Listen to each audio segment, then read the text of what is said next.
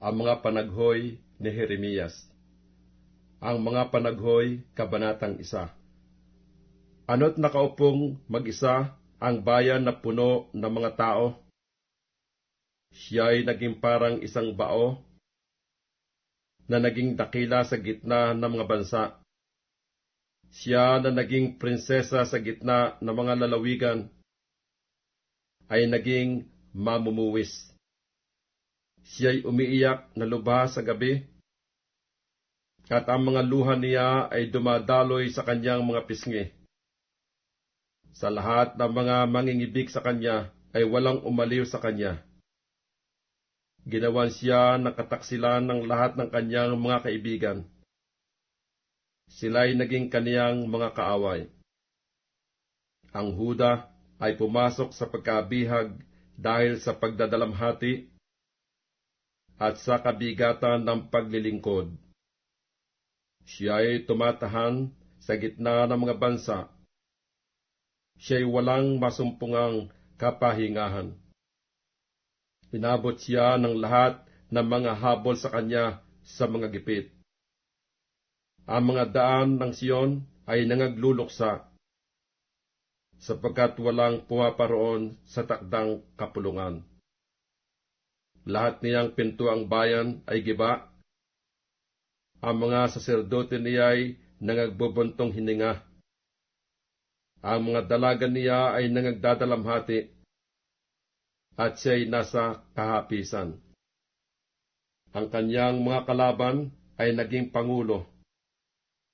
Ang kaniyang mga kaaway ay nagsisiginhawa, sapagkat pinagdadalamhati siya ng Panginoon dahil sa karamihan ng kaniyang mga pagsalansang. Ang kaniyang mga batang anak ay pumasok sa pagkabihag sa harap ng kalaban, at nawala ang buong kamahalan ng anak na babae ng Siyon. Ang kaniyang mga prinsipe ay naging parang mga usa na hindi makasumpong ng pastulan, at nagsiyaong walang lakas sa harap ng mga habol. Naalaala ng Jerusalem sa kaarawan ng kanyang pagdadalamhati at ng kanyang mga karalitaan ang lahat niyang naging maligayang bagay na mga kaarawan ng una. Nang mahulog ang kanyang bayan sa kamay ng kalaban, at walang sumaklolo sa kanya.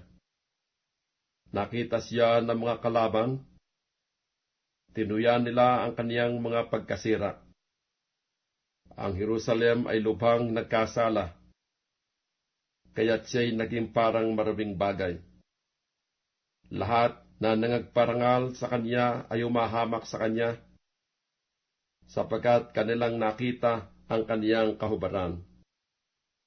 Oo, siya'y nagbubuntong hininga at tumatalikod.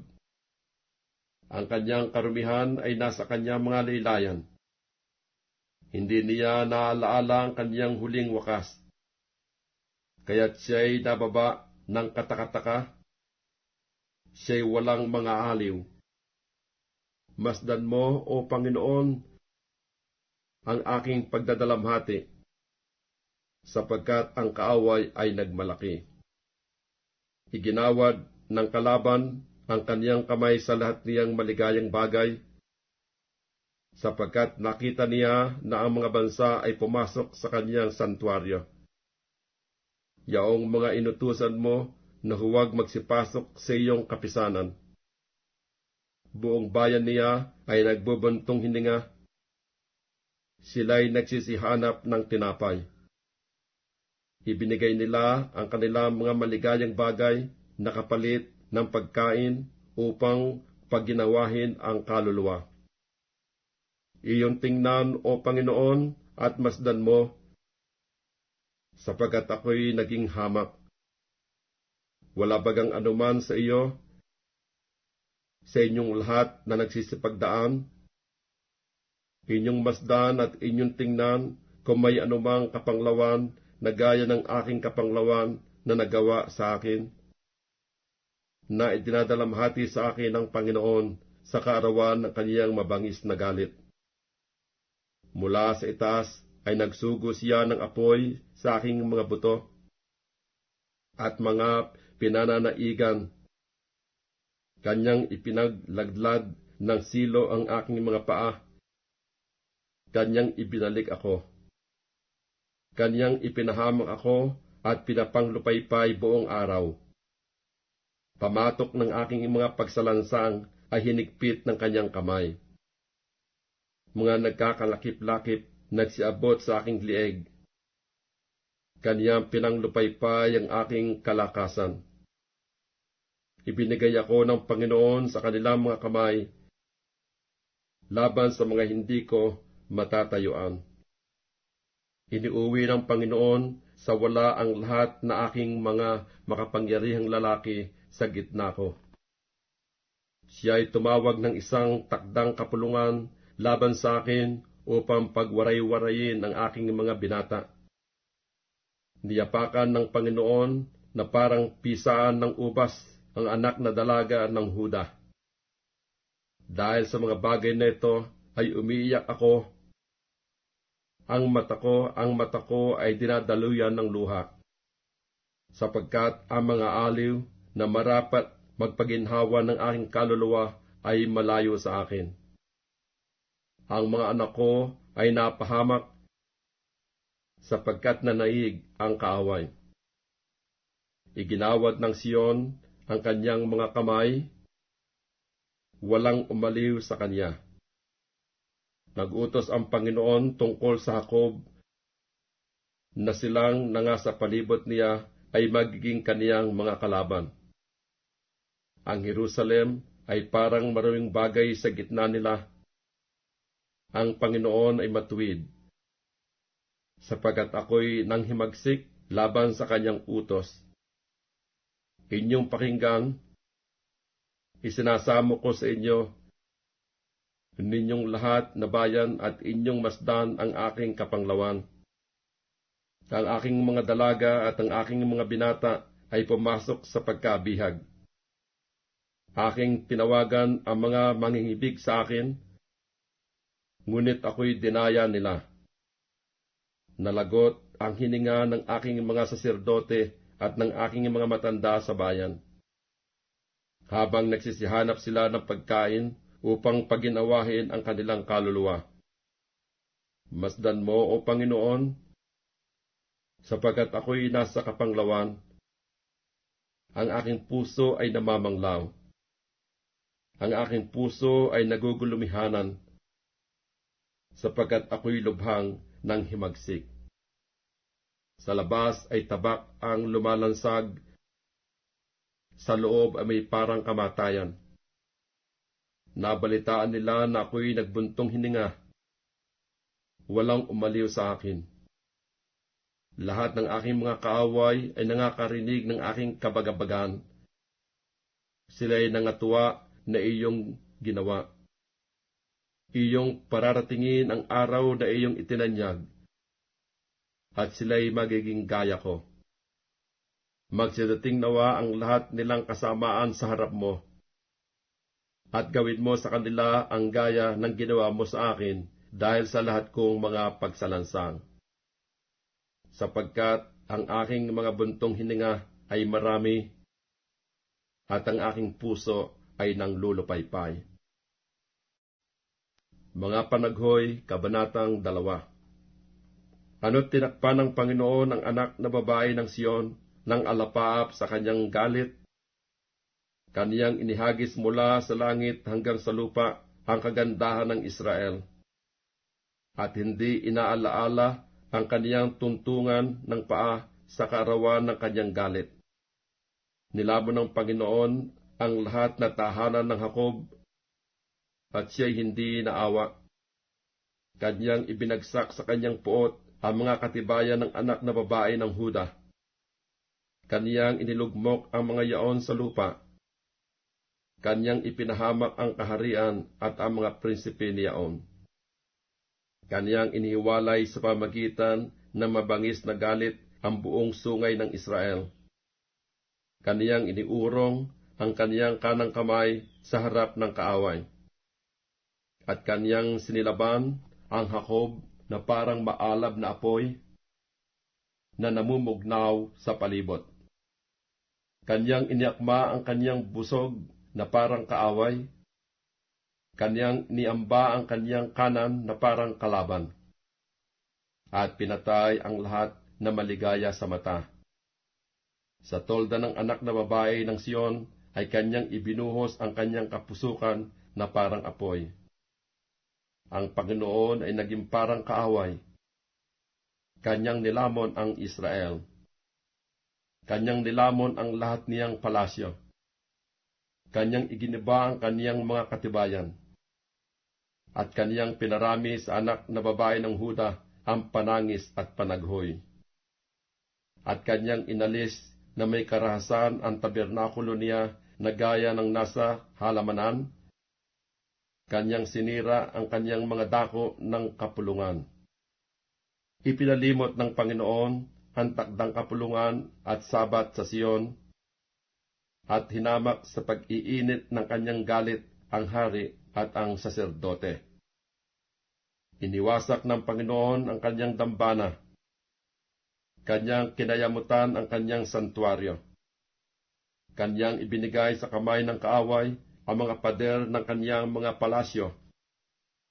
Sila'y nangag-ingay sa bahay ng Panginoon na parang kaarawan ng takdang kapulungan. Ipinasya ng Panginoon na gibain ang kuta ng anak na babae ng Siyon. Kanyang iniladlad ang lubid. Hindi niya iniurong ang kanyang kamay sa pagiba. At kaniyang pinapanaghoy ang muog at ang kuta, nanganglulupaypay kapwa. Ang kaniyang mga pintuang bayan ay nangabaon sa lupa. Kaniyang giniba at nasira ang kaniyang mga halang. Ang kaniyang hari at ang kaniyang mga prinsipe ay nanga sa gitna ng mga bansa na hindi kinaroroonan ng kautusan. Oo, ang kaniyang mga propeta ay hindi nangakasusumpong ng pangitaing mula sa Panginoon. Ang mga matanda ng anak na babae ng Siyon ay nangauupo sa lupa. Sila'y nagsisitahimik. Sila'y nangagsabog ng alabok sa kanilang mga ulo. Sila'y nangagbigkis ng kayong magaspang. Itinungo ng mga dalaga sa Jerusalem ang kanilang mga ulo sa lupa. Pinangangalumata ng mga luha ang aking mga mata. Namamanglaw ang aking puso. Ako'y lubhang nahahapis dahil sa pagkapahamak ng anak na babae ng aking bayan. Dahil sa mga bata at ang mga pasusuhin ay nangaglulupaypay sa mga lansangan ng bayan.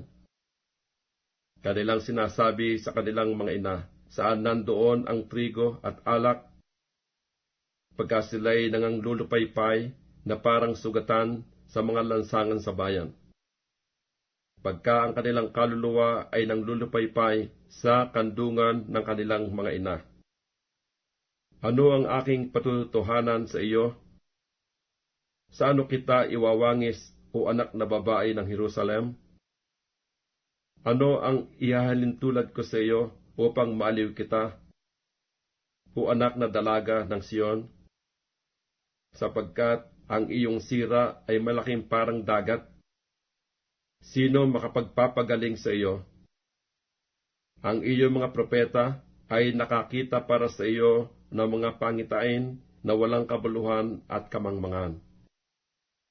At hindi nila inilitaw ang iyong kasamaan upang bawiin ang iyong pagkabihag, kundi nakarinig para sa iyo ng mga hulang walang kabuluhan at mga kadahilanan ng pagkatapon.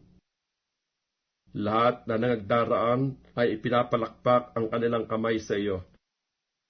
Sila'y nagsisisutsut at iginagalaw ang kanilang ulo sa anak na babae ng Jerusalem, na sinasabi, ito baga ang bayan na tinatawag ng mga tao ang kasakdalan ng kagandahan, ang kagalakan ng buong lupa?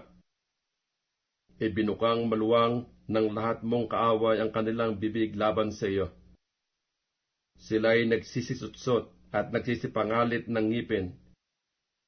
Kanilang sinasabi, aming nilamon siya. Tunay na ito ang kaarawan na aming hinihintay, aming nasumpungan, aming nakita.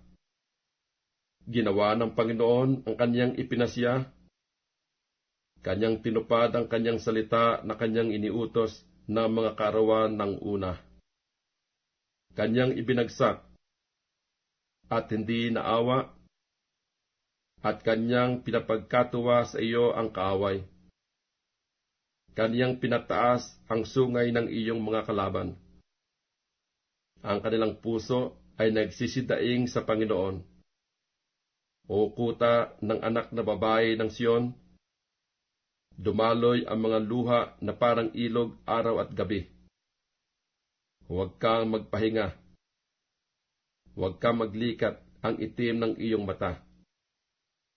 Bumangon ka, humiyaw ka sa gabi, sa pasimula ng mga pagpupuyat. Ibuhos mo ang iyong puso na parang tubig sa harap ng mukha ng Panginoon. Igawad mo ang iyong mga kamay sa Kanya dahil sa buhay ng iyong mga batang anak, na nanglulupaypay sa gutom sa dulo ng lahat na lansangan. Tingnan mo, O Panginoon, at masdan mo kung kanino mo ginawa ang ganito. Kakanin baga ng mga babae ang kanilang ipinanganak, ang mga anak na kinakalong sa mga kamay? Papatayin baga ang saserdote at ang propeta sa santuaryo ng Panginoon? Ang binata at ang matanda ay humihiga sa lupa sa mga lansangan. Ang aking mga dalaga at ang aking mga binata ay nangabawal sa tabak. Iyong pinatay sila sa kaarawan ng iyong galit. Iyong pinatay at hindi ka naawa. Tinawag mo, gaya ng sa kaarawan ng takdang kapulungan, ang aking mga kakilabutan ay sa bawat dako. At walang nakatanan o nalabi sa kaarawan ng galit ng Panginoon. Yaong aking mga kinalong at pinalaki ay nilipol ng aking kaaway. Mga Panaghoy, Kabanatang 3. Ako ang tao na nakakita ng pagdadalamhati sa pamalo ng iyong puot. Ako'y kaniyang pinatnubayan at pinalakad sa kadiliman, at hindi sa liwanag. Tunay na laban sa akin ay kaniyang iginalaw ang kanyang kamay na mulit-muli buong araw. Ang aking laman at aking balat ay pinatanda niya. Kaniyang binali ang aking mga buto. Ako'y kinalaban niya at kinulong ako ng hirap at pagdaramdam. Kaniyang pinatahan ako sa mga madilim na dako, gaya na nangamatay ng malaon. Kaniyang binakuran ako na nupat ako'y hindi makalabas. Kaniyang pinabigat ang aking tanikala. Oo, pagka ako'y dumadaing at humihinging tulong, Kaniyang pinagsasarhan ang aking daing. Kaniyang binakuran ng aking mga daan ng tinabas na bato. Kaniyang iniliko ang aking mga landas. Siya ay parang oso na nag-aabang sa akin, parang leon sa mga kubling dako. Kaniyang iniligaw ang aking mga lakad, at ako'y pinagwaray-waray niya. Kaniyang pinahamak ako. Kaniyang iniakma ang kanyang busog, at ginawa kong pinakatanda sa pana. Ang mga pana ng kaniyang lalagyan ng pana ay kaniyang isinaksak sa aking mga bato ng katawan. Ako'y naging kakutyaan sa aking buong bayan, at kanilang awit buong araw. Kaniyang pinuspos ako ng kapanglawan, kaniyang sinuya ako ng ahenho. Kaniya namang biningot ang aking mga ngipin ng mga maliliit na graba. Kanyang tinabunan ako ng mga abo. At iyong inilayo ang aking kaluluwa sa kapayapaan. Ako'y nakalimot ng kaginawahan. At aking sinabi, Ang lakas ko'y nawala at ang aking pag-asa sa Panginoon. Alalahanin mo ang aking pagdadalamhati at ang aking karalitaan, ang ahenho at ng apdo. Ang kaluluwa ko'y naaalaala pa nila at napangumbaba sa loob ko. Ito ang ginugunita ko sa aking pag-iisip, kaya't may pag-asa ako. Sa mga kaawaan nga ng Panginoon ay hindi tayo nalipol, sapagkat ang kanyang mga habag ay hindi nauubos. Ang mga yao'y bago tuwing umaga, dakila ang iyong pagtatapat. Ang Panginoon ay aking bahagi, sabi ng aking kaluluwa, kahit ako'y aasa sa Kanya. Ang Panginoon ay mabuti sa kanya na nangaghihintay sa Kanya, sa kaluluwa na umahanap sa Kanya. Mabuti nga na ang tao ay umasa at maghintay na tahimik sa pagliligtas ng Panginoon. Mabuti nga sa tao na magpasan ng pamatok sa kanyang kabataan. Maupo siyang mag-isa at tumahimik, sapagkat kanyang iniatang sa Kanya. Sumubsob siya sa alabok, kung gayoy magkakaroon siya ng pag-asa. Ibigay niya ang kanyang pisngi sa sumasakit sa kanya. Mapuspos siya ng kadustaan, sapagkat ang Panginoon ay hindi magtatakwil magpakilanman. Sapagkat bagaman siya'y nagpapapanglaw, ganmay magpapakita siya ng habag ayon sa kasaganaan ng kanyang mga kaawaan. Sapagkat siya'y hindi kusang dumadalamhati o nagpapapanglaw man sa mga anak ng mga tao. Nayapakan sa ilalim ng paa ang lahat ng bihag sa lupa. Nailiko ang matuwid ng tao sa harap ng mukha ng kataas-taasan. Nailigaw ang tao sa kanyang usap. Hindi kinalulugdan ng Panginoon. Sino siya na nagsasabi at nangyayari? Kung hindi iniuutos ng Panginoon, hindi baga sa bibig ng kataas-taasan nanggagaling ang masama't mabuti? Bakit dumadaing ang taong may buhay, ang tao dahil sa parusa sa kanyang mga kasalanan? Ating usisain at suriin ang ating mga lakad at manumbalik sa Panginoon. Igawad natin ang ating puso, sangpo ng ating mga kamay sa Diyos sa langit. Kami ay sumalangsang at nanghimagsik. Ikaw ay hindi nagpatawad. Tinakpan mo ang iyong sarili ng galit at hinabol mo kami. Ikaw ay pumatay. Ikaw ay hindi naawa. Tinakpan mo ang iyong sarili ng alapaap, na anupat hindi makadaan ang anumang panalangin. Iyong ginawa kaming parang tapon at dumi sa gitna ng mga bayan. Ibinukang maluwang ng lahat naming kaaway ang kanilang bibig laban sa amin. Takot at ang hukay ay dumating sa amin, ang pagkasira at pagkagiba. Ang mata ko'y dumadaloy ng mga ilog ng tubig, dahil sa pagkapahamak ng anak na babae ng aking bayan.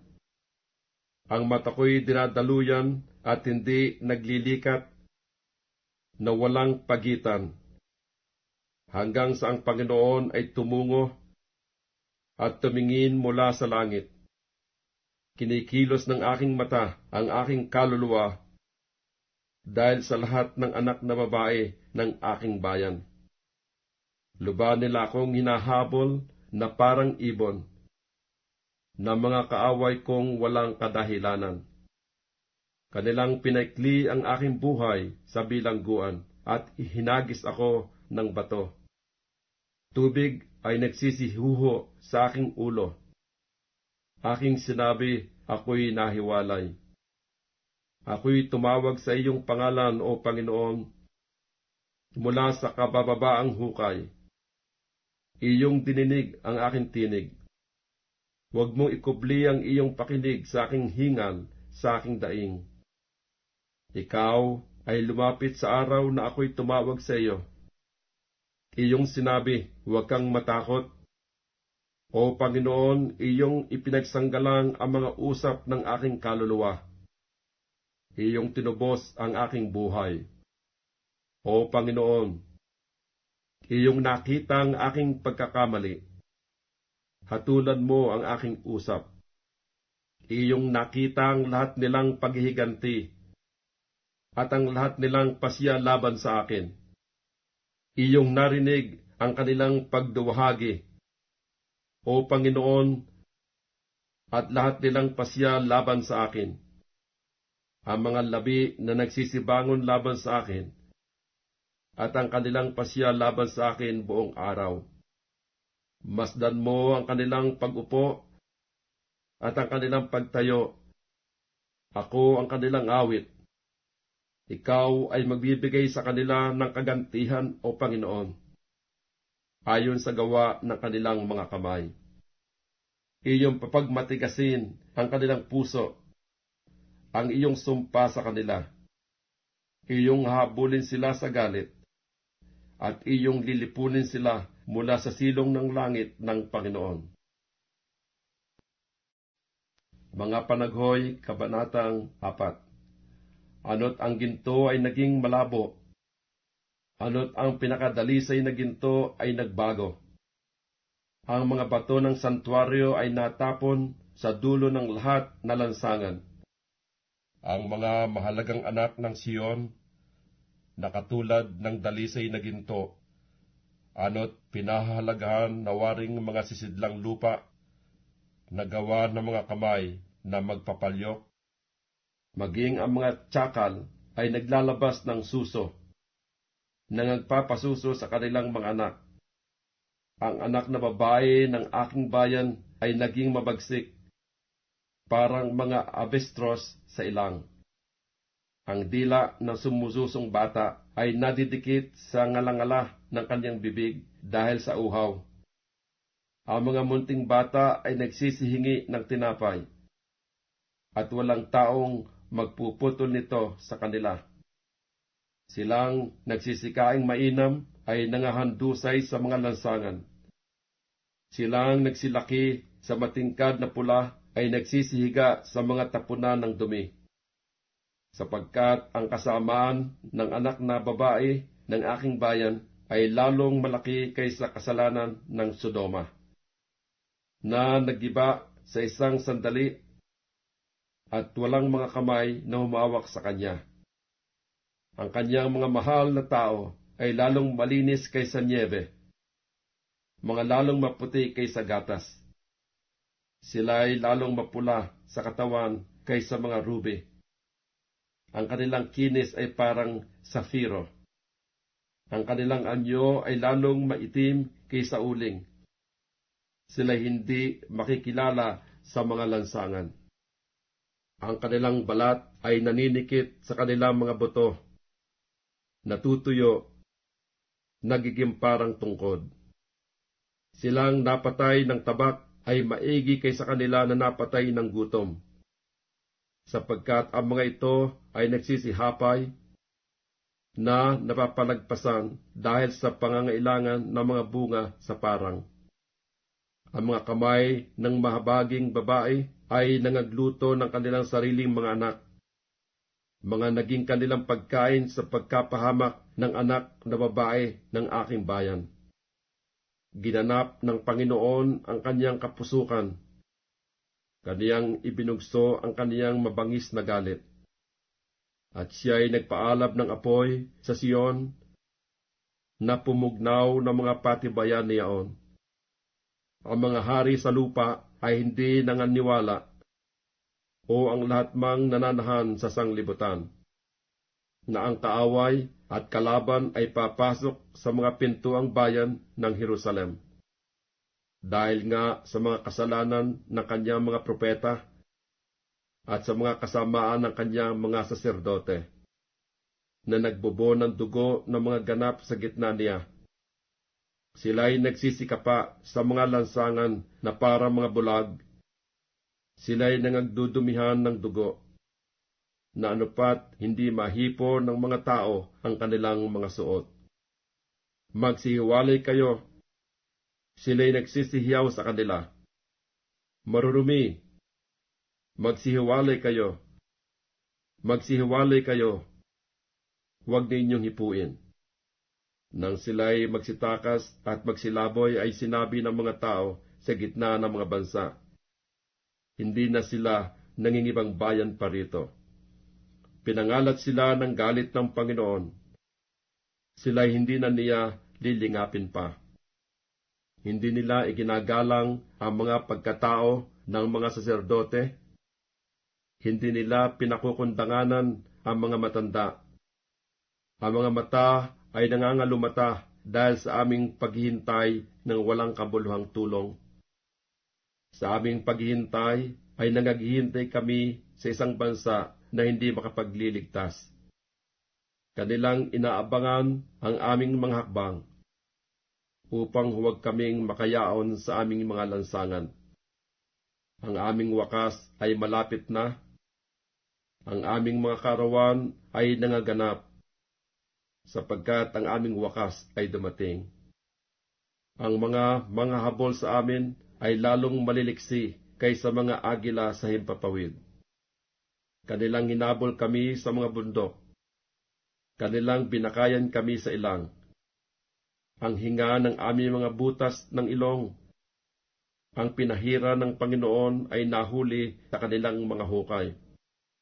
Na siya naming pinagsasabihan, sa kaniyang mga lilim ay mabubuhay kami sa mga bansa. Ikaw ay magalak at matuwa, o anak na babae ng Edom, na tumatahan sa lupain ng Uz. Ang saro ay darating din sa iyo. Ikaw ay malalango at magpapakahubad. Ang parusa sa iyong kasamaan ay naganap, o anak na babae ng Sion. Hindi ka na niya dadalhin pa sa pagkabihag.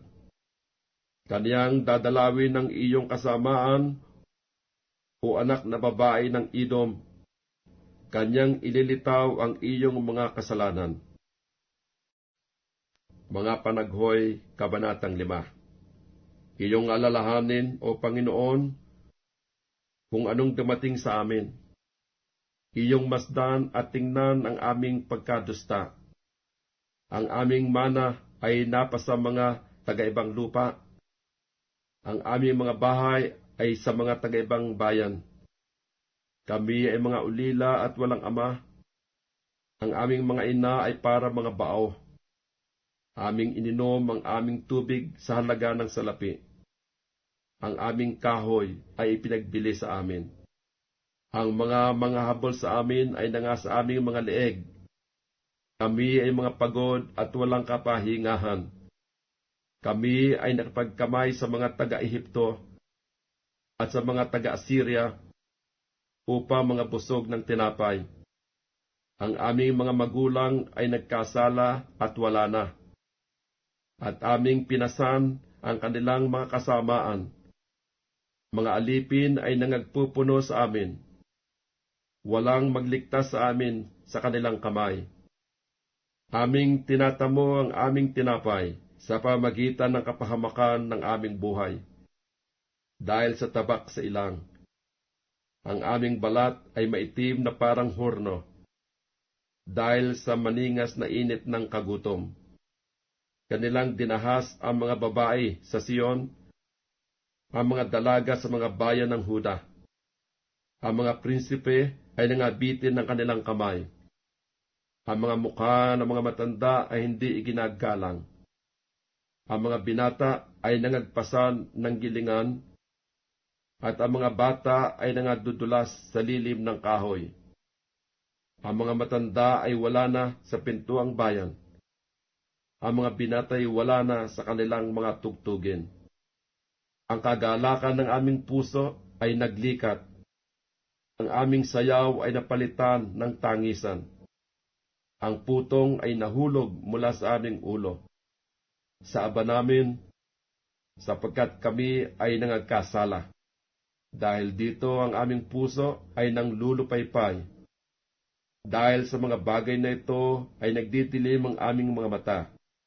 Dahil sa bundok ng Sion na nasira, nilakaran ng mga sora. Ikaw, O Panginoon, na nananatili magpakilanman, ang iyong luklukan ay sa salit-saling lahi. Bakit mo kami nililimot magpakilanman at pinababayaan mo kaming totoong malaon? Manumbalik ka sa amin, O Panginoon, at kami ay manunumbalik. Baguhin mo ang aming mga araw na gaya ng una. Ngunit itinakwil mo kaming lubos. Ikaw ay totoong napuot sa amin.